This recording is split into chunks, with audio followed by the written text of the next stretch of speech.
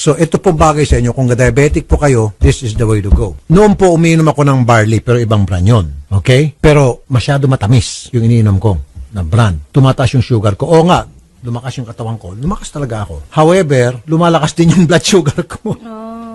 And I have to stop.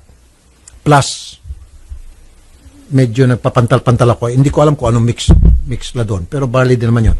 Nagkakaroon ng pantal-pantal. I stop. Inom ko lang ata yun ng mga 1 week. After that, I stop. Tumaas yung blood sugar ko. Dumami yung pantal-pantal ko. Pero ito, uminom ako nito nung Saturday. Nakadalawang baso ako. Wala pong ka-sugar.